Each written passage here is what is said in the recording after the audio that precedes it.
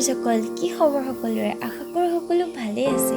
মই প্ৰিয়াক্ষী আপোনালোক সকলোলৈকে দ্য ষ্টৰী টাইমৰ আন এটা ষ্টৰীলৈ স্বাগতম জনাইছোঁ আজি ষ্টৰীটো লিখিছে মোৰ বৰ মৰমৰ বান্ধৱী ৰজি গগৈয়ে কিবা যদি ভুল হয় ক্ষমা কৰিব আজি মই পঢ়িব ওলাইছোঁ এহাল প্ৰেমিক প্ৰেমিকাৰ বিচ্ছেদৰ কথা আই হোপ এভৰিৱান মাষ্ট লাভ দিছ চ' ষ্টৰীটো ষ্টাৰ্ট কৰোঁ যোৰহাটৰ জে.বি. কলেজত পঢ়া ৰাজীৱ আৰু পৰী দুয়ো একেলগে পঢ়িছিল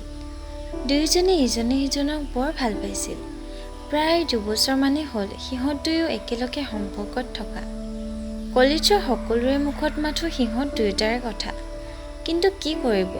সিহঁতৰ কলেজৰে জুনিয়ৰ ষ্টুডেণ্ট পল্লৱী দেখিবলৈ বৰ ধুনীয়া আছিল ৰাজীৱেও তাইক মাজে মাজে চাবলৈ ধৰিছিল পৰীক ভাল পাই আছিল যদিও সি পল্লৱীক ভাল পাবলৈ ধৰিলে আৰু এদিন হঠাতে পল্লৱীক কথাটো কৈও দিলে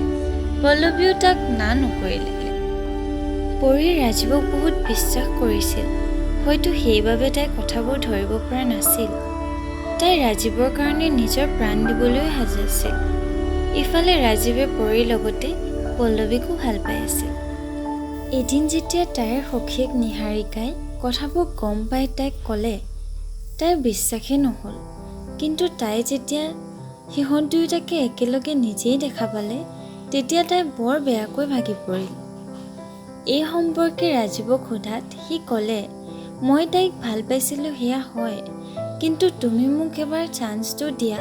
মই সকলো ঠিক কৰি দিম যিহেতু পৰীয়ে ৰাজীৱক সঁচা ভাল পাইছিল সেইবাবে তাই এটা চান্স দিলে কেইদিনমান এনেদৰেই গ'ল পৰীয়ে আকৌ ৰাজীৱক বিশ্বাস কৰি ল'লে কিন্তু ৰাজীৱ সলনি নহ'ল সি পল্লৱীৰ পক্ষে বেছিকৈ যাবলৈ ধৰিলে পৰীয়ে এদিন কথাটো গম পালে আৰু ৰাজীৱক এৰি গুচি গ'ল ৰাজীৱ পল্লৱীৰ হৈ গ'ল কিন্তু কেইদিনমান পাছত ৰাজীৱে গম পালে যে পল্লৱীয়ে তাৰ লগত মাথো সময়হে কটাই আছিল আচলতে তাই আন কাৰোবাক ভাল পায়